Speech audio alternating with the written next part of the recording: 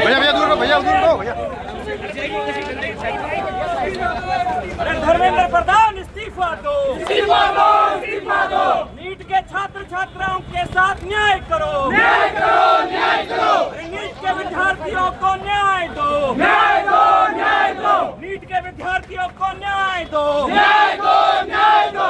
हम हमारा हक मांगते, नहीं किसी से भीख मांगते। हमारा हक मांगते, किसी से भीख मांगते। नीट के विद्यार्थियों को न्याय दो, न्याय दो, न्याय दो। नीट के विद्यार्थियों को न्याय दो, न्याय दो, न्याय दो। पेपर लीक बंद करो, बंद करो, बंद करो। पेपर लीक बंद करो, बंद करो, बंद करो। पेपर लीक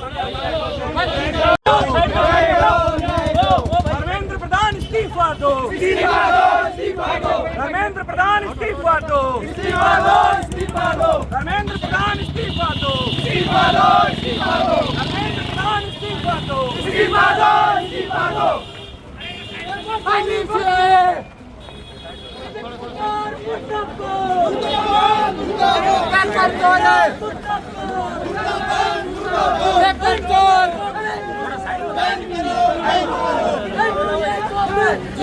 बैन करो, बैन करो।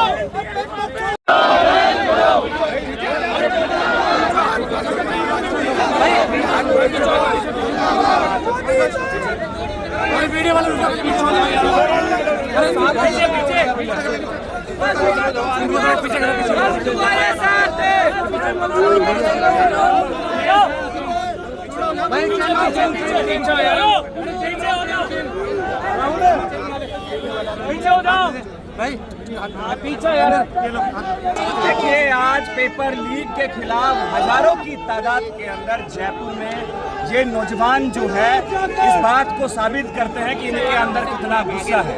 आज पेपर लीक का जिम्मेदार कौन है, क्यों अभी तक जो है चेहरे सामने नहीं आए हैं। पिछले 10 साल के अंदर 89 बार पेपर लीक होना, 4 बार नीट का पेपर लीक हुआ और 48 बार री एग्जाम होना इस चीज को साबित करता है कि केंद्र सरकार जो है पेपर कराने में पूरी तरीके से विफल है। और जो NTA है, नेशनल टेस्ट एजेंसी, जो ये नीट का पेपर कराती है, वो एक तरीके का भ्रष्टाचार का अड्डा बन गया है। आज इन छात्र छात्राओं की मांग यही है कि NTA को पूरी तरीके से बैन किया जाए, साथ में जो भी दोषी हैं उनके खिलाफ सख्त से सख्त कार्रवाई हो। और साथ में हम ये मांग करते हैं कि जिन भाइयों ने, बहनों ने, जिन परिवारों ने इस पेपर लीक के कारण अपने बच्चे खोए हैं, उनको सरकार 5 करोड़ रुपए का आर्थिक मुआवजा दे, सरकारी नौकरी दे और उस परिवार में जो उनके भाई बहन हैं उनकी सारे जीवन भर की एजुकेशन जहां तक पढ़ना चाहते हैं उसको पोस्ट पढ़ाया जाए और ज्वाइंट पार्लियामेंट्री कमेटी या सुप्रीम कोर्ट की निगरानी के अंदर जो है कमेटी बनाई जाए जिसके तहत जांच हो, क्योंकि CBI पे जो है इस देश के छात्र छात्राओं को भरोसा नहीं है। शिक्षा मंत्री की बेशर्मी कैसे क्या आप कहेंगे? अभी तक किसी तरह का कोई शिक्षा मंत्री को पेपर लीक की नैतिक जिम्मेदारी लेते हुए अपने पद से इस्तीफा दे देना चाहिए, लेकिन अभी तक वो बेशर्मियों की तरह जो है बातें कर रहे हैं, बयान दे रहे हैं। जिस तरीके से राजस्थान के अंदर भाजपा और युवा मोर्चा के नेताओं का पेपर लीक माफियाओं के साथ संबंध ये साबित करता है कि इसके अंदर बड़े बड़े लोग शामिल हैं। निष्पक्ष जांच हो, चाहे वो भाजपा से संबंध रखते हो या अन्य किसी दल से संबंध रखते हो, उनका पर्दाफाश होना चाहिए। क्योंकि ये जो नौजवान हैं बहुत मेहनत और ईमानदारी से इनके माँ बाप लोन लेके, कर्ज लेके, गहने बेच के इनको पढ़ाते हैं, लेकिन जब पेपर लीक हो जाता है तो ये बच्चे हताश हो जाते हैं। आज लाखों विद्यार्थी इस देश के हताश हैं, उनके अंदर कोई आशा और उम्मीद नहीं बची है कि इस देश में पेपर सही तरीके से कराया जा सकता है। आगे की क्या रणनीति है? आपके साथ है। NSY पूरे देश के अंदर आंदोलन कर रही है। हमने दिल्ली में, देश के अलग अलग राज्यों में, क्योंकि पेपर जो है राजस्थान से लीक हुआ, ये वीरों की धरती थी, आज उसको पेपर चोरों की धरती जो है इस सरकार ने बना दिया है।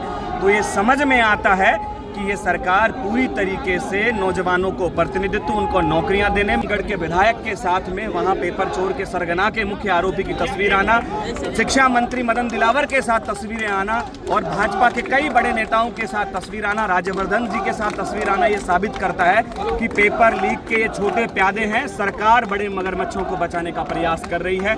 परसों सीकर में भी 22 तारीख को मेरा मार्च है और ऐसे ही हजारों छात्र छात्राओं के साथ हम लोग ये मांग कर रहे हैं कि धर्मेंद्र प्रधान इस्तीफा दो, एनटीए को बैन करो और जो ये छात्र हैं इनको न्याय मिले, इनको आश्वस्त करे, सरकार जवाबदेही जो है सुनिश्चित करे कि भविष्य में इस तरीके से पेपर लीक ना हो। पेपर माफियाओं के जिस तरीके से हौसले बुलंद हैं, जिस तरीके से पेपर माफिया बेखौफ होकर घूम रहे हैं, मुझे लगता है कि फांसी की सजा भी जो है उनके लिए कम है। और इस बात की भी जांच होनी चाहिए कि इनको बचा कौन रहा है, इनको संरक्षण कौन दे रहा है, क्योंकि कहीं ना कहीं नीचे